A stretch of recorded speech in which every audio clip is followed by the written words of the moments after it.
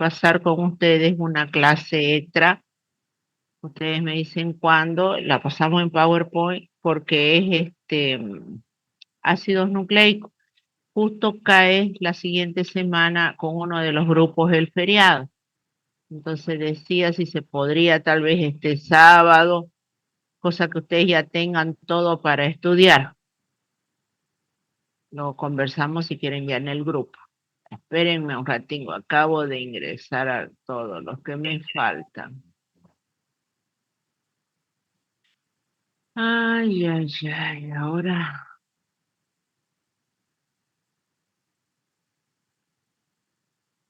Ya. Ahí está bien, compartí pantalla. Ujú. Sí, doctora, se ve. Ya, perfecto. Bueno, por lo menos ya no me he olvidado de andar manejando esto. Ya, ¿dónde nos habíamos quedado? Justamente en esta parte, factores que modifican la reacción enzimática. ¿Se acuerdan que yo les había mencionado? Ay, ¿qué hice? Espérenme un ratito. Salí. Allá. Todo por incluir. Ya. Les había mencionado que cuando se habla de la velocidad, que una enzima aumenta la velocidad de una reacción, no se refiere a como nosotros conocemos la velocidad de comúnmente, ¿no? Kilómetros recorridos por tiempo, sino esto se refiere a lo que corresponde, ay, otra vez,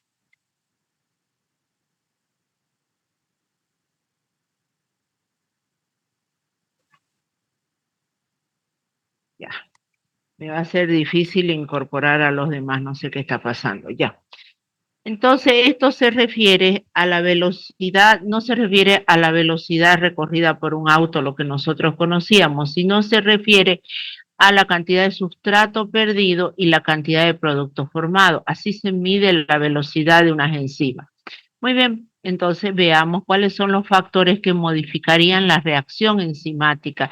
¿Qué factores estarían en relación a que esta enzima no cumpla eso de que disminuya la cantidad de sustrato y aumente la cantidad de producto? Muy bien, entonces la velocidad de una reacción está mediada o está determinada por cuatro grandes cosas: la concentración de la enzima, la concentración del sustrato, la temperatura del medio y el pH del medio. Vamos a ver la concentración de la enzima. Para hablar de la concentración de la enzima, nosotros tendremos como eh, constante, vamos a tener aquí lo que viene a ser el sustrato. Quiere decir que para una cierta cantidad de sustrato determinado, yo le voy a ir agregando enzima. Entonces, ¿cómo va a estar la velocidad? Me dice en relación a eso. Entonces, lo que empezamos a ver que va a ser una relación lineal. Esto se los voy a hablar de la forma más sencillita para que la entiendan, sin la parte físico-química, sin las reacciones de nivel cero, etcétera, etcétera. Entonces, usted tiene una concentración de sustrato establecida, una cantidad de sustrato.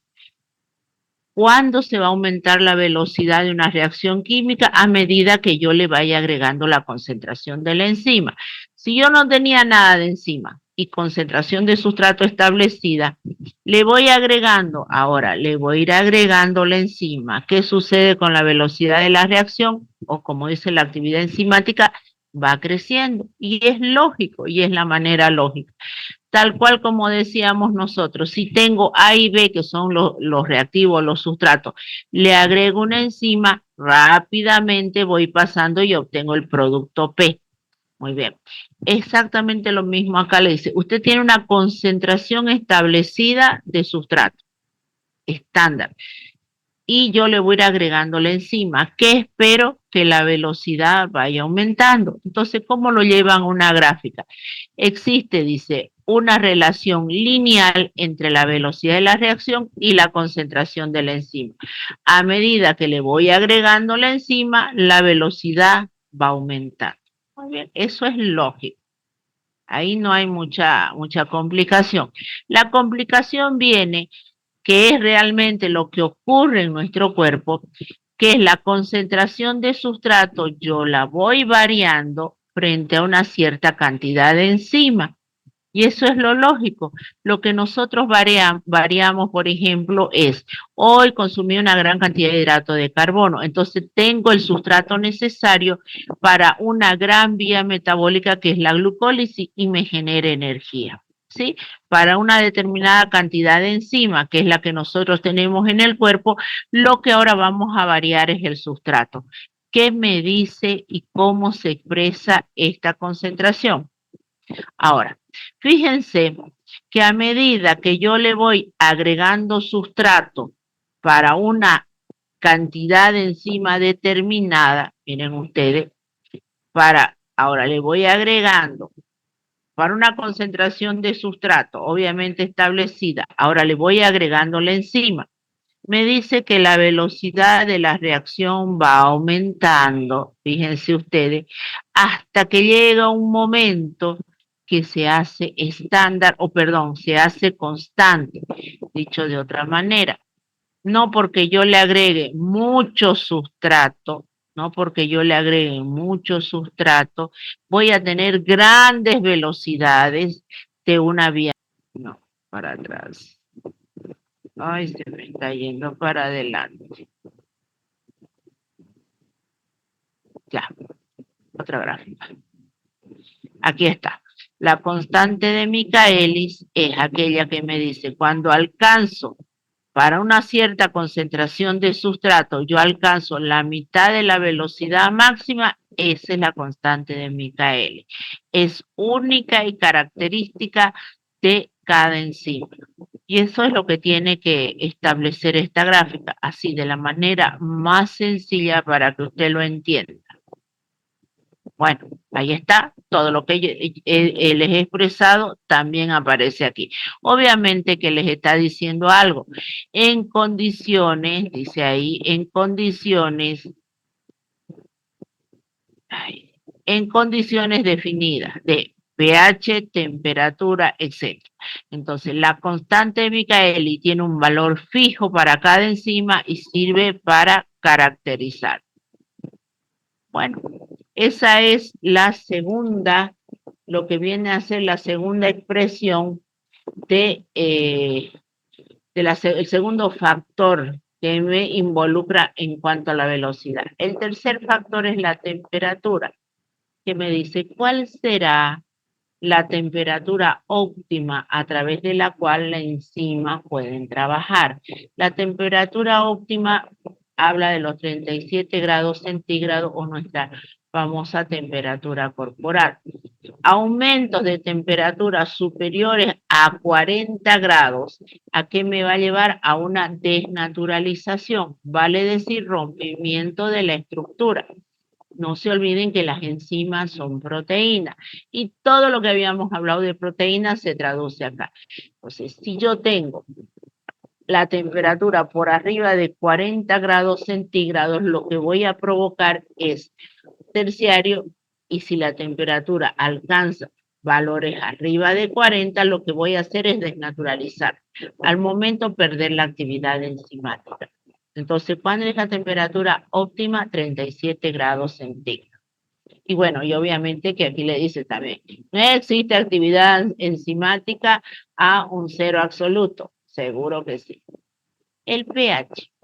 El pH, que era algo que les estaba comentando, no sé si a este grupo o el anterior, era que se habla del que pH óptimo es de 7.4, entre 6.8.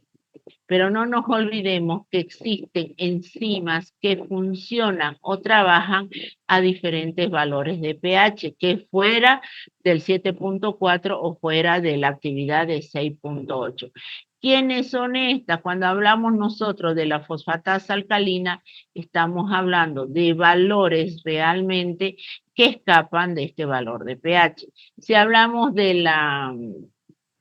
Ay, de la pepsina, justamente la pepsina, la que se encuentra en el cubo gástrico, el pH no le sirve, este pH de 7.4, de 6,8 no, ella trabaja en valores bastante ácidos entre 0, 1 y 1.5. Es lo que hace que mi amilasa salival, por ejemplo, que funciona en valores óptimos entre 7 y 8, que es la que degrada los hidratos de carbono, cuando este hidrato de carbono pasa al estómago para su digestión, ya que la alfa-amilasa salival, el pH óptimo es de 6 a 7, de 7 a 8, y al pH del estómago de 1 no me sirve. Entonces, y así veremos que hay enzimas que tienen un pH característico. Entonces, lo correcto sería decir, ¿no? Si yo hablo, ¿cuál es el pH óptimo? Se habla entre 6 a 8, digamos, o 7 el neutro. Sin embargo, hay que considerar la característica del enzima, que no todas trabajan a ese valor de pH. Y miren ustedes, está ahí. Listo. Hasta ahí los cuatro factores importantes que tienen que ver con la relación de la actividad enzimática. Luego los 4 factores que influyen en la velocidad de las enzimas. Ahora vamos a hablar de los inhibidores. Por si acaso, esto también, lo que acabo de mencionar, aparece en su libro El Antonio Blanco. Le estoy dando los puntos más característicos sin entrar a la parte físico-química, igual en la parte de los inhibidores enzimáticos. ¿Qué es un inhibidor enzimático? Aquel que frena la actividad de la enzima, ya sea, vamos a ver, de manera reversible o de manera irreversible. Entonces uno se pregunta y dice, ¿será que hay algo que me pare la actividad de una enzima? ¿Será que realmente existe algún compuesto químico que haga que mis enzimas no cumplan su función? Sí, y hay varios. Y va a depender de que si el inhibidor va a ser reversible o irreversible. Bueno, veamos los inhibidores de tipo irreversible. Los inhibidores de tipo irreversible tienen la gran capacidad de burlar al centro activo de la enzima. Acuérdense que para que una proteína se convierta en enzima, tiene que tener un sitio activo. Entonces, el sitio activo es el que le confiere la actividad catalítica y la especificidad de la enzima. Muy bien. ¿Qué pasaría si burla el inhibidor burla al sitio activo de la enzima y entra? Al entrar y formar un enlace fuerte con la enzima, la destruye porque se rompe la estructura de la enzima. Entonces, eso me va a llevar a que la enzima pierda completamente su actividad catalítica. Entonces, por eso dice, producen cambios permanentes en la molécula de la enzima, con deterioro definitivo de su capacidad catalítica. ¿Cuál es el más conocido y el que hasta ahora siempre se sigue hablando? Son los famosos ejemplos de los venenos órganos fosforados, utilizados como insecticidas. Estos insecticidas producen una reacción totalmente irreversible sobre la enzima acetilcolinesterasa, la cual actúa de manera importante a nivel del sistema nervioso.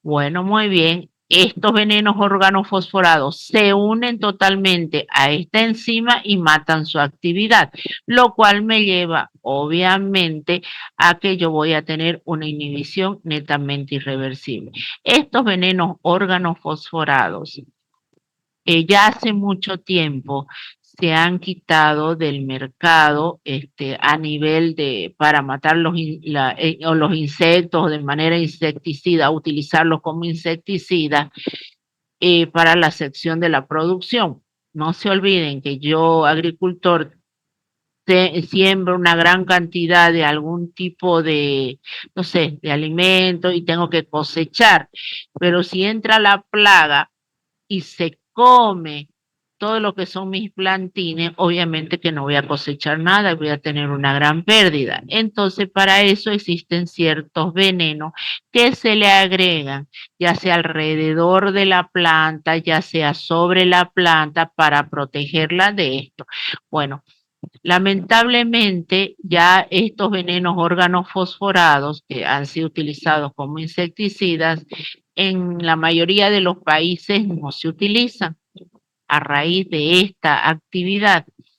Sin embargo, como nosotros recibimos donaciones, bueno, y en estos casos llegan esas grandes donaciones y entre esos vienen los famosos venenos organofosforados que no dicen como tal venenos organofosforados, sino que tienen como parte de su composición química estos compuestos. Entonces, ¿qué es lo que se encuentra? Lamentablemente se encuentra que estos venenos causan muerte en aquellas personas, obviamente, que lo están sembrando, los que están cosechando y deciden comer esos productos que contienen gran cantidad de venenos organofosforados. Lamentablemente, el que tiene su cosecha pequeña piensa que es lo que dicen generalmente, es un mal puesto, es un mal de ojo, qué sé yo, es envidia del vecino de al lado, por eso mi familia ha tenido este problema, etcétera, etcétera. Y no, es simplemente que no supieron utilizar los insecticidas adecuados. Y hay estudios sobre eso, no hace mucho. Un colega de nuestra facultad está haciendo una investigación que ya llevan como 3 o 4 años sobre los diferentes venenos que atacan a nuestras cosechas, etcétera, pero que son utilizados como insecticida o mal utilizados como insecticida. Bueno, se los dejo ahí y ustedes encontrarán muchos más adelante como ejemplo. Los inhibidores reversibles. Los inhibidores reversibles, obviamente que dice que si yo le quito el factor que está provocando la inhibición, la enzima vuelve otra vez a cumplir su actividad catalítica. ¿Cuáles son estos 3 inhibidores reversibles? Competitivo, no competitivo y anticompetitivo. Fíjense que si me dice competitivo, obviamente que claro y perfecto de que compiten por el sitio activo. El inhibidor compite por el sitio activo y usted dirá, pero si el sitio activo es específico, ¿cómo puede ser que este inhibidor, que es un compuesto químico, sea capaz de entrar al sitio activo? Lamentablemente, el que va a entrar al sitio activo tiene una estructura muy similar al sustrato. Entonces, ¿qué hace ese inhibidor?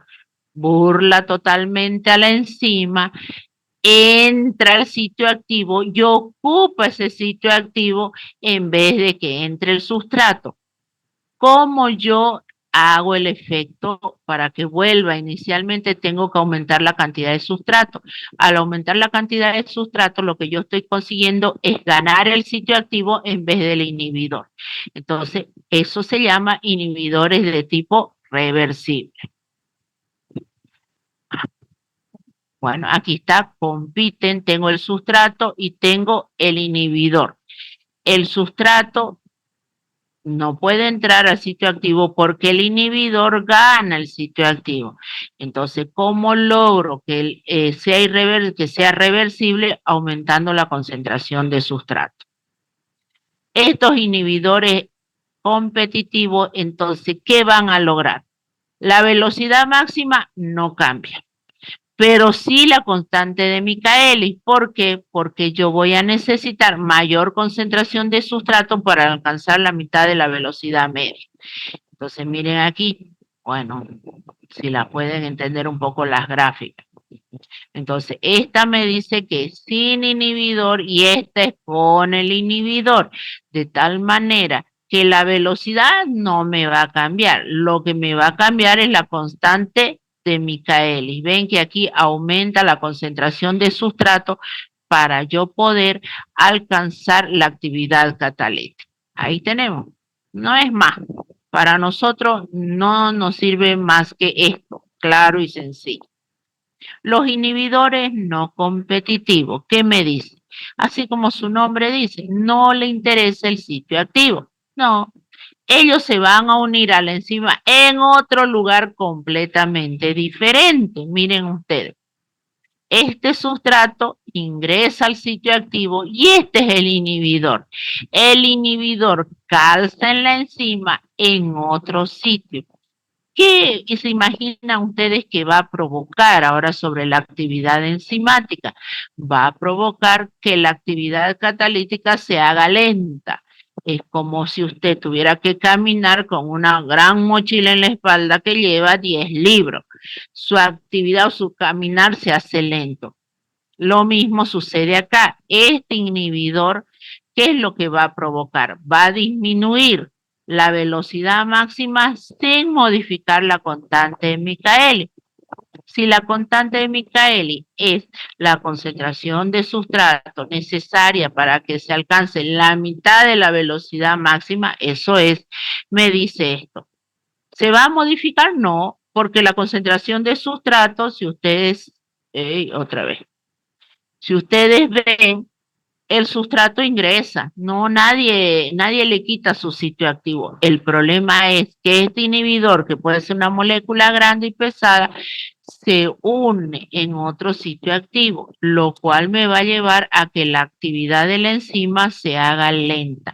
Si yo quiero volver a restablecer esto, tendría que quitar el inhibidor. ¿Sí? Aunque, como dice acá, su efecto no puede revertirse aumentando la concentración de sustrato, claro, como en el otro se revertía aumentando la concentración de sustrato. De nada le sirve si yo aumento la concentración de sustrato, aquí la enzima no pasa nada. Sin embargo, lo ideal sería quitar la concentración del inhibidor. ¿Para qué? Para que la actividad catalítica continúe y la velocidad se vuelva constante. Muy bien, entonces disminuye la mitad de la velocidad máxima y no disminuye la constante de Michaelis. Los inhibidores anticompetitivos. Estos, sin embargo, fíjense, no les interesa el sitio activo, no les interesa otro sitio. ¿Qué es lo que hace? Cuando la enzima se une al sustrato, se forma un complejo. ¿Qué hace el inhibidor? Viene y justo se pone encima. Impide que la enzima y el sustrato rápidamente salgan y se conviertan en producto. Lo que le está interesando es el complejo enzima-sustrato. ¿Qué va a provocar eso? Va a provocar, van a reducir la constante de Michaelis y va a reducir la mitad de la velocidad máxima. ¿Ve? Entonces, este inhibidor anticompetitivo ataca solo al complejo enzima-sustrato, provocando que la constante de Michaelis disminuya y la velocidad máxima disminuya. ¿Está bien? Entonces, ahí están los tres tipos de inhibidores. Lo más característico para ustedes, perdón, lo más característico, lo principal, lo básico que tienen que manejar. De repente usted dirá ahora, ¿y para qué yo tengo que aprender esto de los inhibidores? Ya venía haciendo mucho esfuerzo para entender que la enzima se une al sustrato, que cómo pasa la catálisis enzimática, pero ¿para qué los inhibidores? La respuesta está acá. Efecto clínico de los inhibidores. De repente, usted que está llevando farmacología, en algún momento de eso, escuchó sobre el uso terapéutico de ciertos medicamentos bajo la actividad de una enzima afectada y qué de tipo inhibición va a tener. Por ejemplo, la lovastatina, un medicamento que actúa para bajar el nivel o tiene su uso en aquellos pacientes que tienen gran concentración de colesterol en sangre. Entonces, ¿sobre quién va a actuar esa enzima? Va a actuar sobre la HMG, coenzima A reductasa. El inhibidor, vale decir, la droga actúa, o esta enzima actúa, perdón, sobre la droga y vamos a tener un tipo de inhibidor competitivo. Aquí tenemos todos los medidas, el tipo de droga que actúan sobre estos tipos de enzimas a nivel de cáncer, unos son de nivel irreversible, otros son competitivos. La famosa, a ver, la aspirina que ustedes sí la conocen, es un antiinflamatorio y cómo provoca ese proceso de antiinflamatorio. Lo que hace es atacar a la ciclooxigenasa, una de las primeras enzimas que hace todas las cascadas del proceso de inflamación, y la inhibición es de tipo irreversible. ¿Está bien? Una famosa aspirina que tiene uso desde hace mucho tiempo. Entonces, y esto es un listado pequeño, simplemente para que usted vea el uso clínico de los inhibidores. Algunos provocarán inhibición irreversible, otros serán competitivas, anticompetitivas, etcétera. Lo cual, que cuando llegue a farmacología, le va a permitir por lo menos identificar de qué está hablando. Muy bien, la regulación de la actividad enzimática. Habíamos dicho que las enzimas se regulan, no pueden no tener una regulación. Entonces, ¿cuáles son las maneras a través de las que se regulan? La concentración de sustrato, vale decir, si usted a su cuerpo no le da hidrato de carbono, ¿será que la vía de la glucólisis se verá potenciada? No. Se inhibe, ¿no? Bueno, obviamente que no va a ser una inhibición total, pero se va a ver disminuida su actividad porque no hay sustrato. Para que la glucólisis funcione, ¿qué tiene que haber? Glucosa. Si no hay glucosa, no hay glucólisis. Entonces, ¿qué he hecho? He regulado la actividad a través de la concentración de sustrato. Ah, bueno, de acuerdo a la cantidad de producto formado, hay la cantidad de energía suficiente o ya la glucólisis cumplió su vía, piruvato, acetilcoenzima A, ciclo de Krebs, la cantidad de energía suficiente. Entonces, ¿qué otra vía ahora se va a potenciar? La vía de la síntesis del glucógeno o la vía de la síntesis de triglicéridos. Mucho producto separa la vía de la glucólisis y se potencia otra vía. Entonces, de acuerdo a la concentración de sustrato, a la concentración de producto. Otro que es el que ustedes han estado viendo en la parte fisiológica es la cantidad, la regulación hormonal. Lo que decíamos, no se vayan a confundir. A veces dicen, sí, ¿qué es la insulina? Actúa al nivel del metabolismo de los hidratos de carbono. Sí, pero no es un hidrato de carbono la insulina, es una proteína. A veces tienden a decir porque lo relacionan. La insulina es un hidrato de carbono. No, la insulina es una proteína que actúa al metabolismo de los hidratos de carbono. Y bueno, y ahí está toda la cadena de todas las hormonas que actúan por las diferentes vías enzimáticas. 3, regulación. La cuarta, y que yo les había mencionado y les la vamos a ver más adelante, es lo que son las enzimas alostéricas. Y entonces uno viene y dice, ¿qué? ¿Cómo va a regular una enzima la actividad de una cascada de enzimas?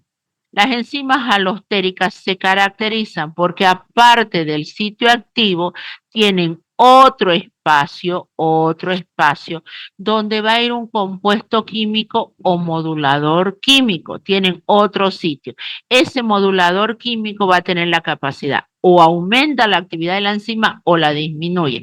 Por eso dice, los moduladores serán positivos si estimulan y serán negativos si deprimen la actividad de la enzima. Entonces veamos. El modulador, entonces, que es un compuesto químico. ¿Qué es el modulador? Un compuesto químico que va a tener la capacidad de unirse a una enzima que tiene otro sitio diferente al sitio activo, lo cual este compuesto químico tendrá la capacidad de aumentar la velocidad de una reacción o de disminuirla. Ahí está. Impide la unión del sustrato en algunos casos, lo cual me lleva a parar la actividad. Ahí lo tienen, estas enzimas alostéricas las vamos a mencionar cuando estemos viendo la vía metabólica y se le dirá, esta es una enzima alostérica, entonces usted sabrá que es una enzima reguladora de la vía. Muy bien, eso es lo que nos interesa de lo que viene a ser las enzimas alostéricas. El papel clínico de las enzimas creo que está por demás entrárselos a explicar porque ya lo han visto, ya se han cansado, han rendido hasta examen de eso, es más, ya no quieren ni escuchar de lo que son las diferentes enzimas que participan en los procesos de ayuda al médico en el diagnóstico, como las que hemos ido viendo. ¿Se acuerdan? Las transaminasas, la lactato deshidrogenasa, la CPK, pero ahí las vamos a ir a clasificando. La pregunta también es ¿por qué aparecen en gran cantidad algún tipo de enzima? Puede ser por un proceso de necrosis, rompimiento, destrucción celular, lo cual me lleva a que las enzimas que eran característicos de ese tejido, las células pasen al torrente sanguíneo en gran cantidad. ¿Cuál es la que hemos visto? Infarto de miocardio, la hepatitis viral, la famosa hepatitis viral de su examen, era hepatitis viral. Si usted, han visto que tenía valores de 4.000, de 3.000. Y si usted me dice, ¿y por qué yo sabía que era viral? No podía haber sido otra cosa, porque ahí abajo decía encima, abajo de un comentario, se le había realizado estudios para hepatitis A, B, C, etcétera. Y al principio decía que justamente era positivo para el A.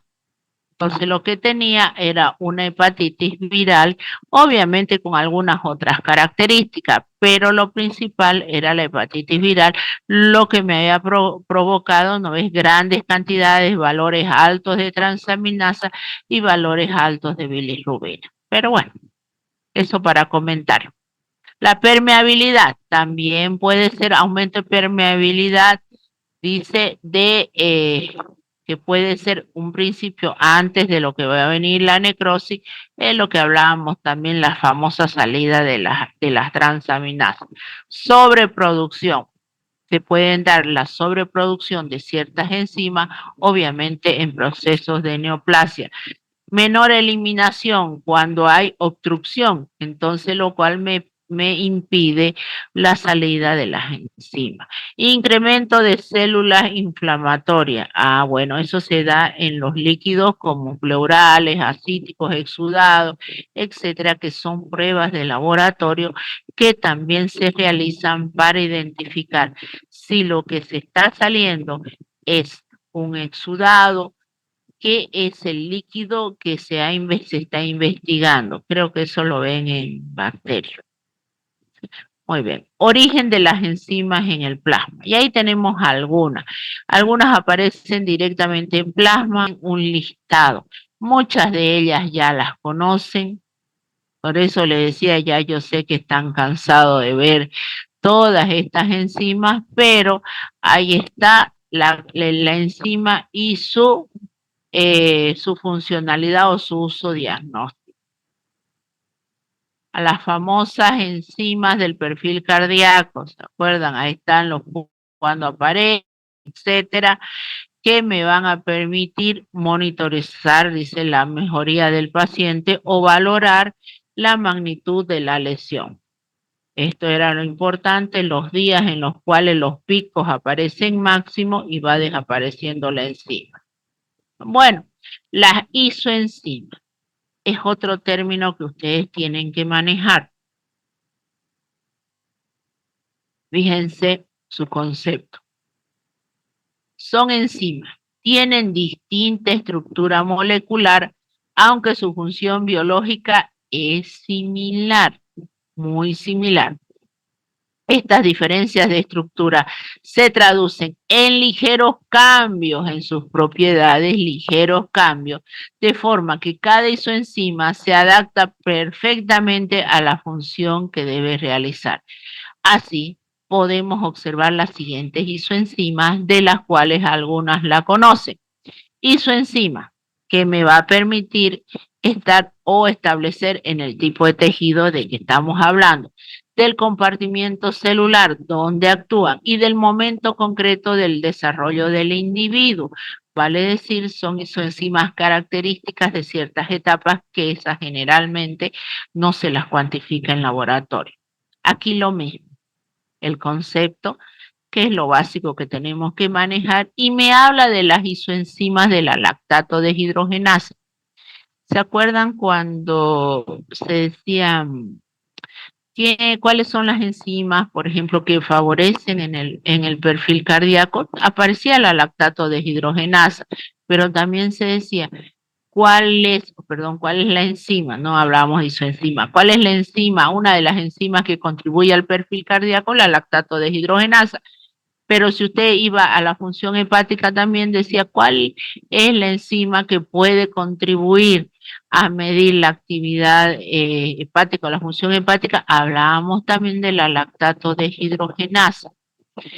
Y el hecho es por lo siguiente, miren, la lactato deshidrogenasa, la de tipo naranja, es esta, la de tipo 3, fíjense que todo a nivel de hígado. Todo a nivel de hígado, ¿cuál es? La lactato deshidrogenasa de tipo 3. Si vamos a partir del miocardio, miren ustedes, tenemos la lactato deshidrogenasa de tipo 1, estoy hablando de las isoenzimas, la lactato deshidrogenasa de tipo 2, de tipo 3, de tipo 4. Entonces usted dirá, ¿pero y por qué no me cuantifican en el laboratorio si yo quisiera solamente de hígado? ¿Por qué no me cuantifican la lactato deshidrogenasa de tipo 1? Porque hacer esa cuantificación, ese seguimiento, lleva a, como quieren decir, a un estudio un poquito más profundo, un estudio un poquito más costoso. Entonces, lo único que se hace es se cuantifica la general, la lactato deshidrogenasa. Entonces, si usted está viendo que en su paciente muchas cosas son de orden hepático y está analizando que efectivamente esta enzima, la lactato deshidrogenasa, le va a ayudar o va a contribuir con su diagnóstico, la pide ahí. Pero la que le cuantifican es todo, no le cuantifican solamente la lactato deshidrogenasa de tipo 3. ¿Está entendido? Solamente se cuantifica el todo. A diferencia de mismo. A diferencia de lo que viene a ser la creatina fosfoquinasa. La creatina fosfoquinasa, si bien existe en las tres isoenzimas BB, MB y MM, si el laboratorio le puede cuantificar la creatinquinasa o fosfoquinasa de tipo MB. No le cuantifica la BB y no le cuantifica la MM. Sí le cuantifica la MB, que es característica del músculo cardíaco.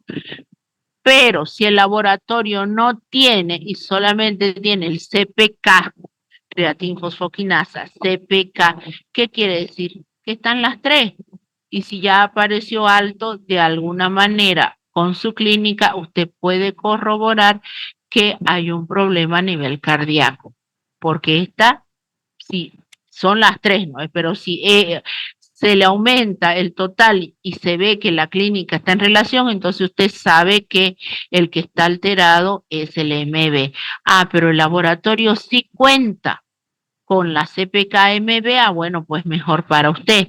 Le está cuantificando esta isoenzima y le está diciendo que esta es característica del músculo cardíaco. ¿Está bien? Entonces, pero, como dicen, no hay la MB, no se haga problema.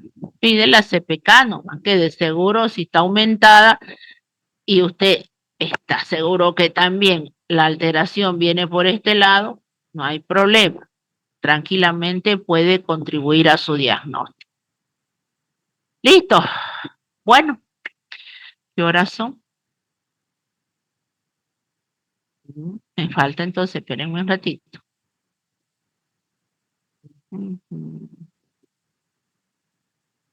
Lo malo de acá es que no les veo la cara, no sé si se estarán durmiendo todavía.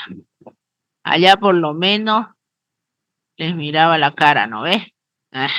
No, me ponen.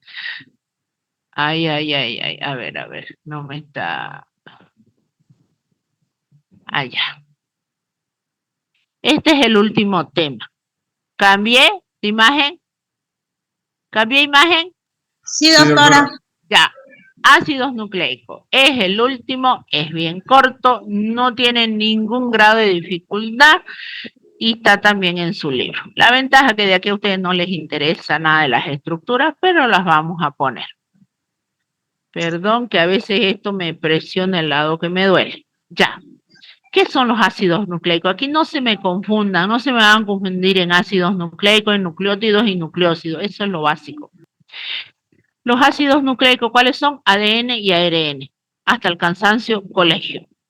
El hecho es de qué está conformado el ADN y de qué está conformado el ARN, están conformados de nucleótidos. Ah, esa es la palabra nueva que tengo que aprender. Ahí está. Los ácidos nucleicos primero están conformados por todo lo que son las biomoléculas, los bioelementos primarios más algunos otros como nitrógeno, fósforo. ¿Cuáles son las funciones de los ácidos nucleicos? Estos son funciones de ácidos nucleicos. Primero, el ADN, el famoso código genético, información genética, el que es responsable de transmitir la información de padres a hijos. Y así también alguna alteración genética se ve traducida ahí. El ARN, ¿qué hace el ARN? Tiene la capacidad de sintetizar las proteínas que han sido descodificadas del código genético. Muy bien. La individualidad de cada ser es determinada por la información genética de sus ácidos nucleicos. Ahora, ¿de qué están conformados los ácidos nucleicos? De nucleótidos. ¿Qué es un nucleótido ahora? Un nucleótido es la unidad básica estructural de un ácido nucleico y está conformada por una base nitrogenada o las bases nitrogenadas monosacáridos de 5 carbonos. ¿Cuáles son? La aldopentosa. ¿Cuál aldopentosa? La habíamos visto. La ribosa y la desoxirribosa. Y el ácido ortofosfórico. Entonces, un nucleótido está conformado por estos tres. Dicho de otra manera, yo rompo la estructura del nucleótido, la rompo. ¿Qué obtengo? Base nitrogenada, monosacárido de 5 carbonos o una aldopentosa y un ácido ortofosfórico. ¿Cuáles son las bases nitrogenadas? Las bases nitrogenadas vienen a ser las bases púricas y las bases pirimídicas. Aquí están las bases púricas, es 2 anillos condensados. Y fíjense por qué se las llaman bases nitrogenadas. Nitrógeno, nitrógeno, nitrógeno, nitrógeno. La base pirimídica, nitrógeno y nitrógeno. Bueno, ¿por qué me mencionan las posiciones? Porque vamos a ver que de alguna manera me permite que estas interaccionen entre sí. Ahora sí. ¿Cuáles son las bases pirimídicas? Esto no se preocupen, estos nombres no, solamente citosina, timina y uracilo, ¿sí? Eso sí, lo básico. ¿Cuáles son las bases pirimídicas? Citosina, timina y uracilo. ¿Cuáles las bases púricas? Adenina y guanina. Estructuras solo se las estoy mostrando para que ustedes identifiquen, no para que se estudien estas estructuras. Muy bien, ¿cuál es la aldopentosa que forma parte de los ácidos nucleicos? Si es el ARN, es la ribosa, ahí está. Si es el ADN, es la desoxirribosa. La desoxirribosa es cuando a este oxígeno lo pierde y fíjense que queda hidrógeno. Las dos mismas estructuras son iguales, solamente que la desoxirribosa no tiene el oxígeno.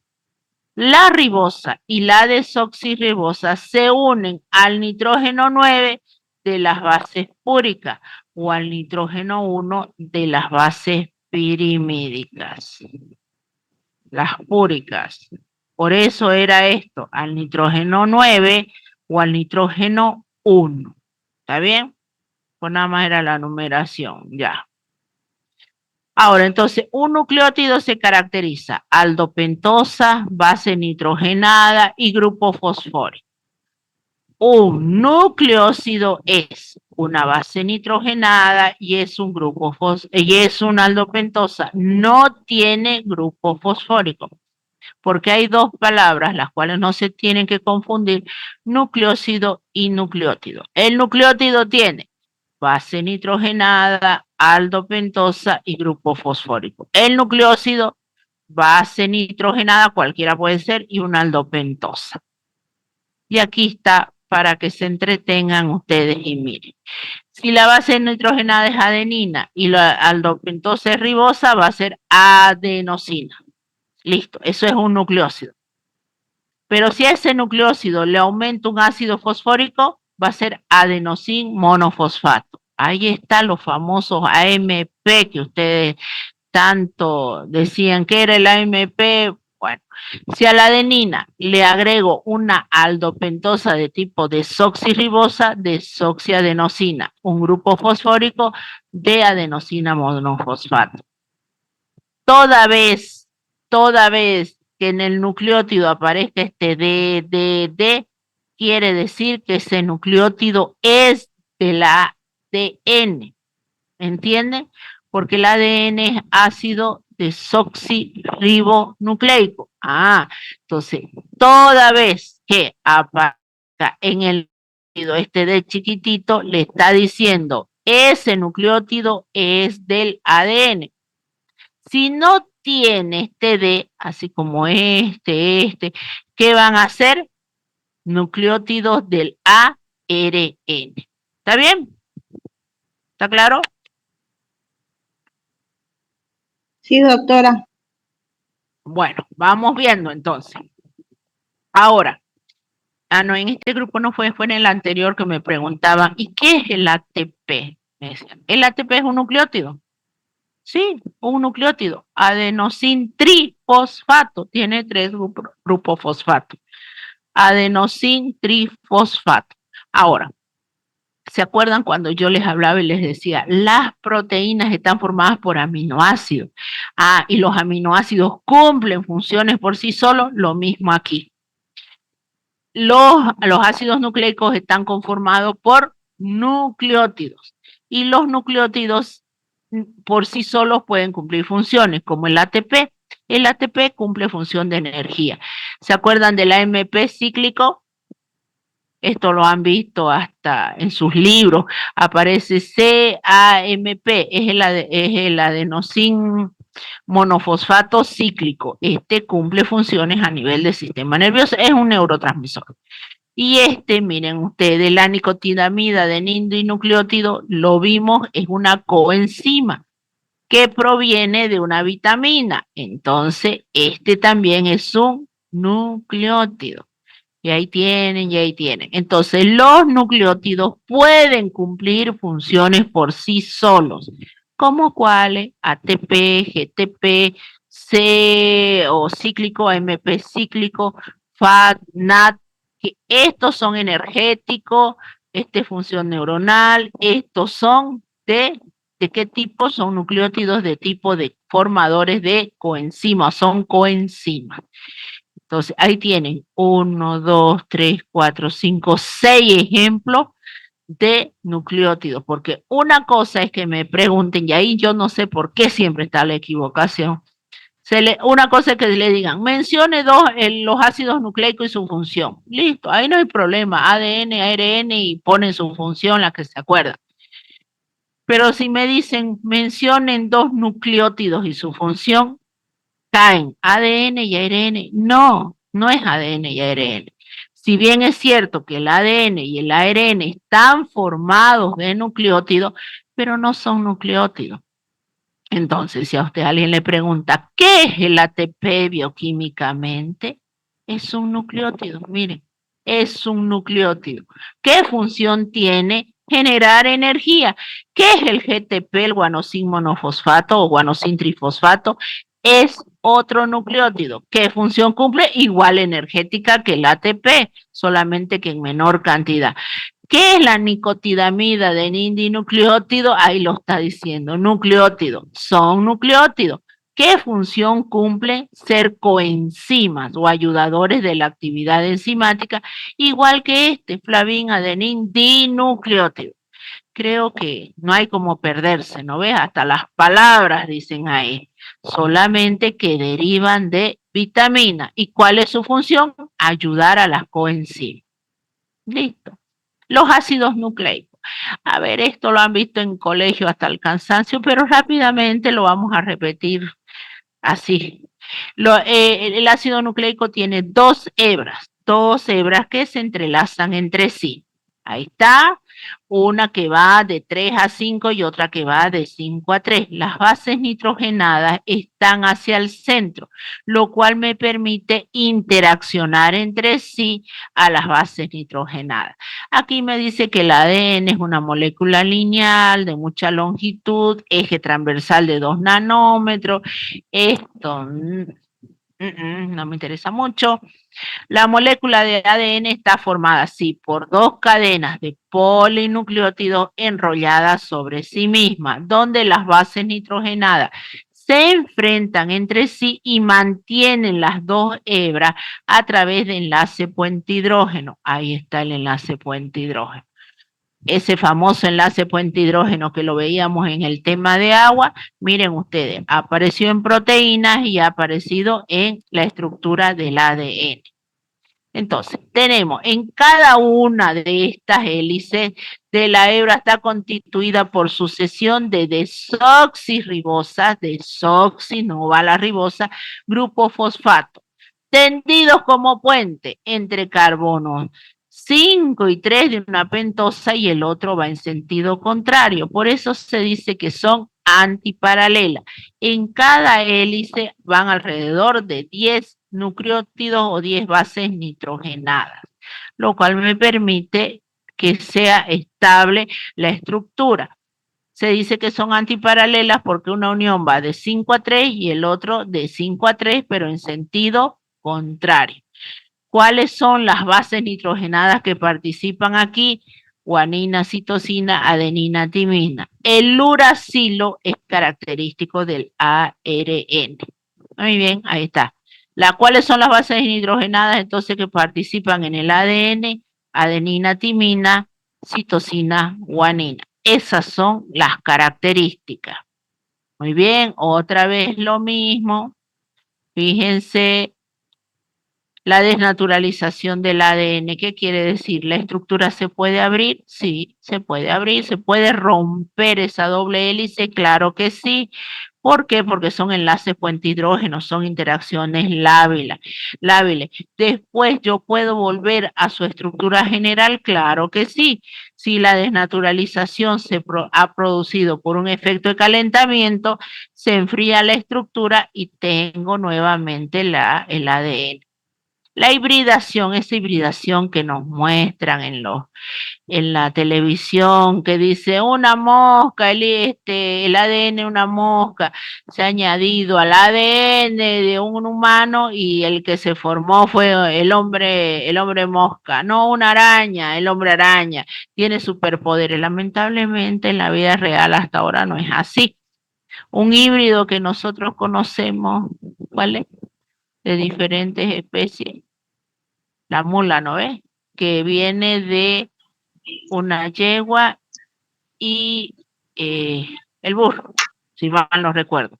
Son entonces lo que tenemos es un híbrido, una estructura híbrida entre dos especies, que es la mula, cuyas características no tienen nada que desear con respecto a sus progenitores. Bueno, ahí está. La cromatina. El ADN de las células eucariotas, somos células eucariotas, no somos procariotas, se encuentra asociado a proteínas, lo que va formando la cromatina o lo que nosotros llamamos las nucleoproteínas. ¿Qué proteína es la que envuelve al ADN? Son las histonas. Dicen que estas tienen carácter básico. Tiene alrededor de 8 histonas, que no las vamos a estudiar así con esa capacidad. No, ustedes acuérdense que el ADN para formar la cromatina tiene las histonas. En la cromatina, la molécula de ADN a intervalos regulares da vueltas sobre cada núcleo formando los famosos octámeros de histona. Aquí está. Todo eso se conoce como nucleosoma. Ahí están las histonas, el ADN. Cada uno de estos es un nucleosoma. Listo. El ácido ribonucleico tiene una sola cadena, una. ¿Cuál va a ser la diferencia? Ahorita lo vamos a ver. Y en vez de tener la timina, tiene el uracilo. Ah, muy bien. Entonces, ¿cuál es la diferencia entre el ADN y el ARN? El ADN, el hidrato de carbono que forma es la desoxirribosa. El ARN, la ribosa. Las bases nitrogenadas del ADN, timina, adenina, guanina, citosina. El ARN, uracilo, adenina, guanina, citosina. Se dan cuenta que todo es lo mismo a diferencia de la timina con el uracilo.